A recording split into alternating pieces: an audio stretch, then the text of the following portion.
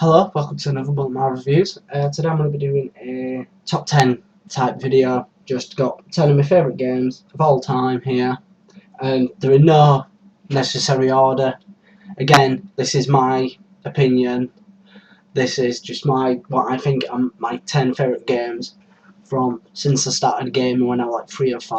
So yeah, so let's start with the first game on the list, and probably my earliest memory as well playing games, and that is Teenage Mutant Ninja Turtles 2, or Hero Turtles 2 if you are in the UK, for the NES. First game I really played for the first console that I had, the NES, and this is my original copy.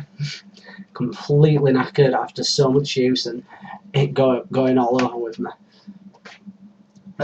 What to say about it? It's a good two-player action platform arcade game. It's like the arcade game. If you play Teenage Mutant Hero Turtles Turtles in Time on the SNES, it's like a downgrade version of that. But this were out first, and this is a complete classic. I recommend getting it. It's not too expensive.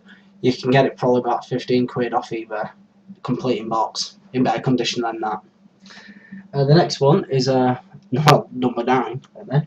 Is another NES title. The first time I played any of the games in this series was on the NES, and it was the third game, and that is Super Mario Bros. 3 for the NES. This is not my original version. I got this one while I was living in the Netherlands. They were in such good condition I couldn't pass it up. Again, everyone knows Mario. Number third one is the best game on the NES, I believe. Graphics are beautiful, the platform is fantastic, and I can go through this maybe 3 or 4 times a year. Same as the Turtles arcade game, I go through that nearly maybe 10, 20 times a year because I just love playing it, and playing any and them two are both 2 player as well, so you can play co-op, which is pretty awesome. The next one, I've got a bit of a mixed bag with this, but I'll put it in anyway because I do play on it a lot, but I never get to the end because I get bored. I know it's not a good thing to say about a game, you get bored halfway through, but I get bored, lose interest, or get stuck in what I'd be like, oh, I can't be bothered now, sort of thing with this. But it is The Legend of Zelda Ocarina of Time for the N64. This game is I've been regarded as like one of the best Legend of Zelda games of all time.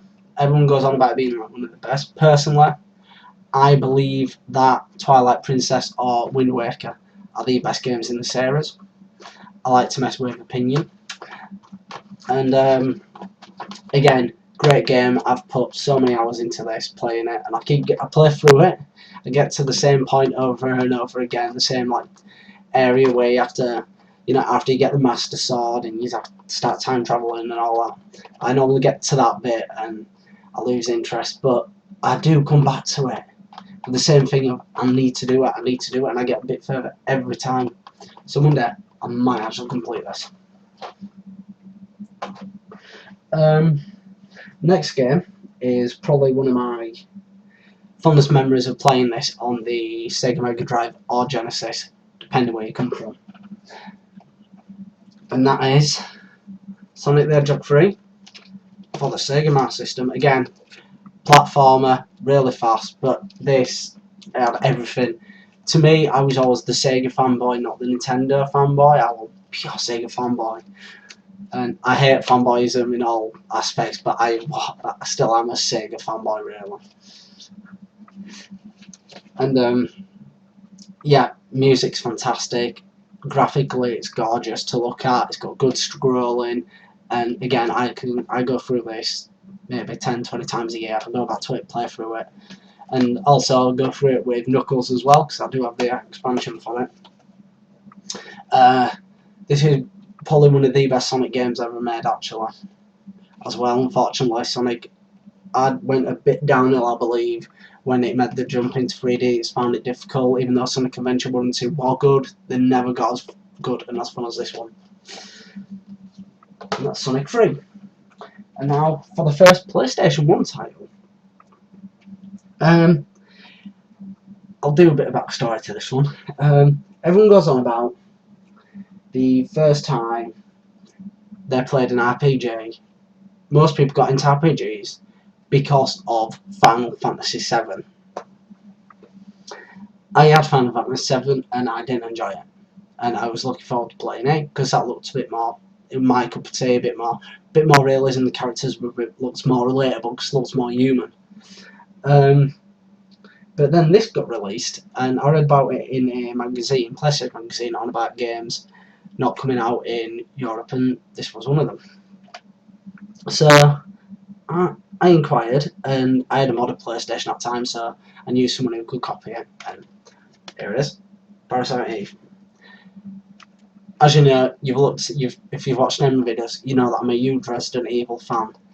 An RPG with the survival horror aspect, I loved it. I've put hours and hours and hours and hours into this, and when I was old, when I had my own money, the first thing I bought out of my first salary when I got my job at Vision Express years ago, back when I was like 19, was this. I imported this from America, brand new, still sealed, and I just opened it out because I wanted it sealed because I wanted to open it. And again, I've held into this for years now, and it's still one of my favourite games. I try getting everyone to play it, and a lot of people go, don't really like it, I prefer Final Fantasy. In my opinion, this is better. Square, you need to do something with this. Next one, as I said, big Resident Evil fan, so I have to have it up there. Resident Evil 1 for the PlayStation. I have good memories playing this game, I have bad memories playing this game. I've been so frustrated that I threw throwing pad around the room. And yeah, because it's so incredibly difficult, but this is pure survival horror. Capcom, go back to this. Stop with the all over-the-shoulder action, action, action, action, action. You know, all the button pressing as well. They have to do, you know, the quick time events. Stop with that. Go back to basics. Go back to this. You got it almost right with Resident Evil Revelations on the PC, 3DS, and the Wii U. You got it so close with that. Just go all the way and go back to your original roots. But yeah, Resident Evil. On another note, I am looking forward to the other game that's being created by the person who created Resident Evil, The Evil Within. That should be coming out later this year, I believe, so I've already got that on pre-order. But yeah, Resident Evil. Everyone knows what it is. Survival horror, puzzles, zombies. Fantastic. Now, this one is a little bit of an unknown one, really. A lot of people go on about it, but a lot of people overlook it. Because, you know, Sega game on the PS2 didn't have the best reputation. But this started a franchise which I am madly in love with, and that is Yakuza.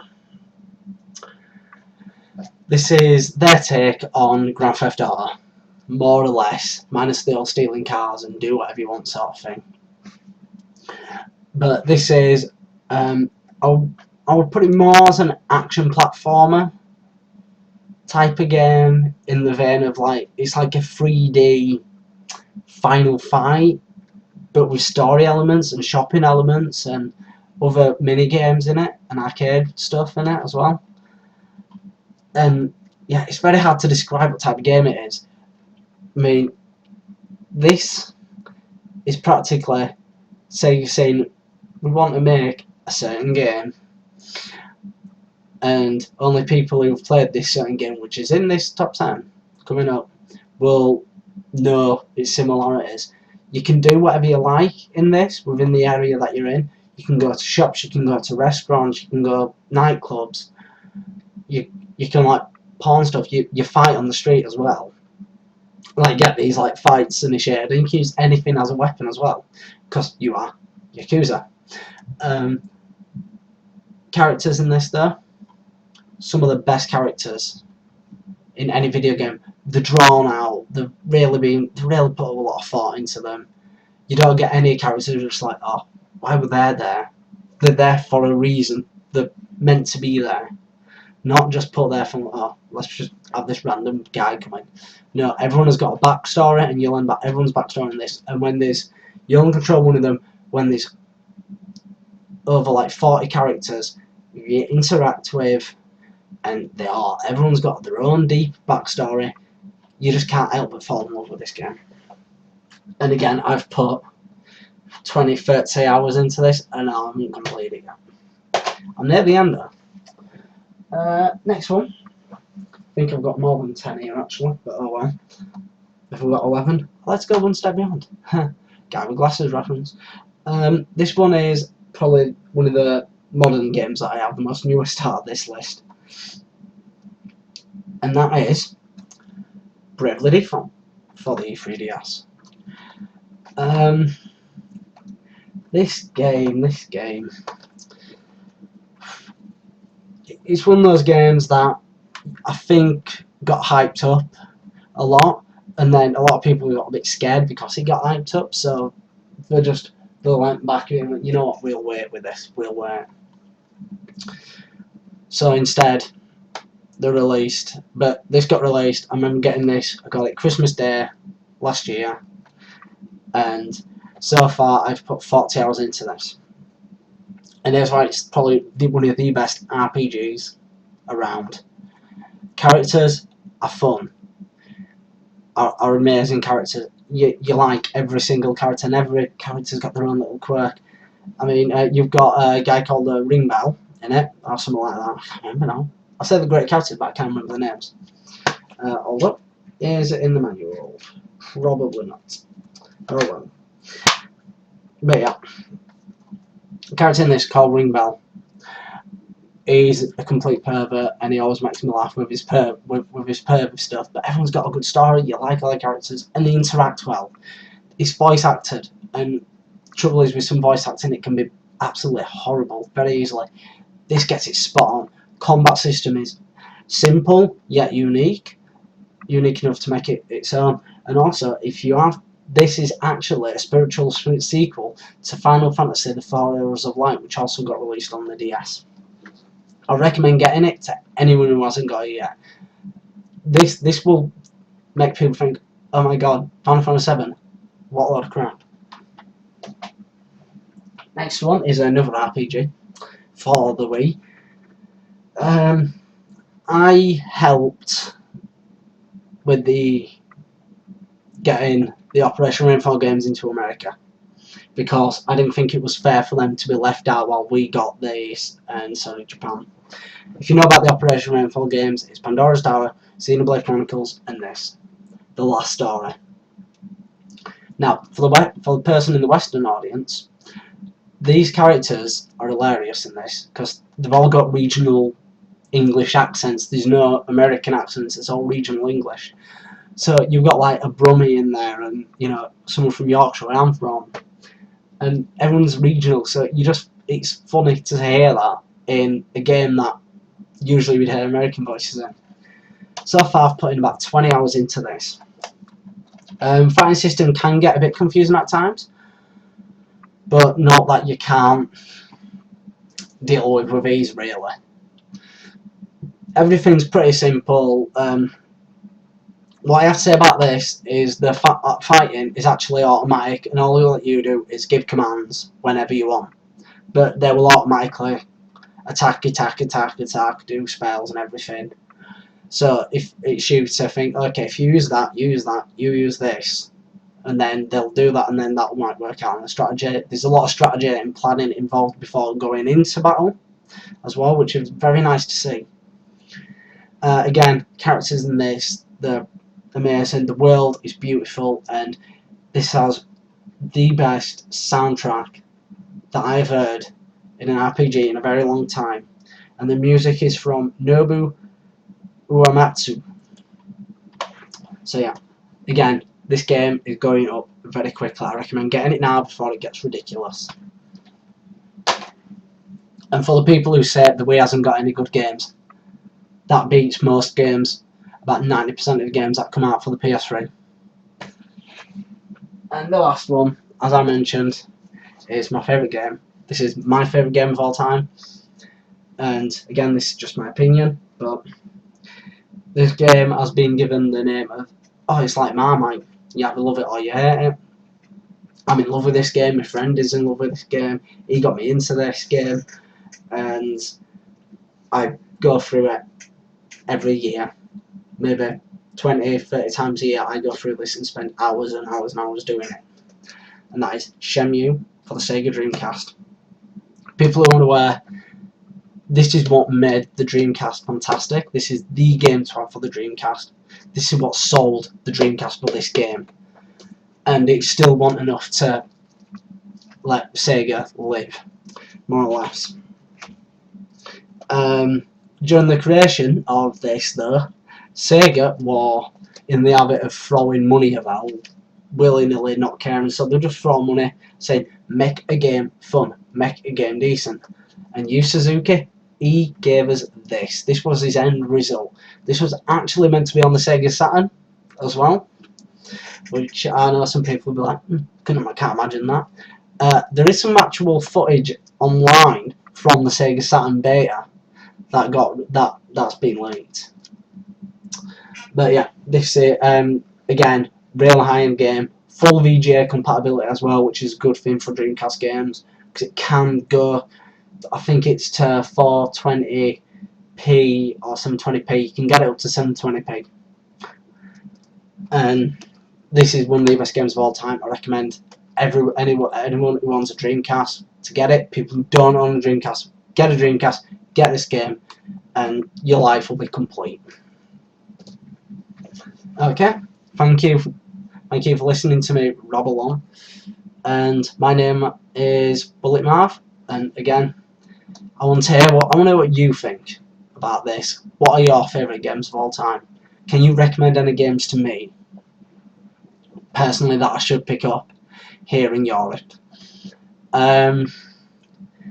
I might do a little bit of a Japanese video as well on Japanese games, and a bit more of an update as well, because I do want more people to get into Japanese gaming, because there is a lot of good titles out there, and if you're willing to take the risk and just go for it and don't worry about will I be able to understand it, you could have a lot of fun there. But again, if you enjoy my video, comment in the sections below. Yeah, subscribe if you want, share, and as I said at the end of every video, keep on gaming.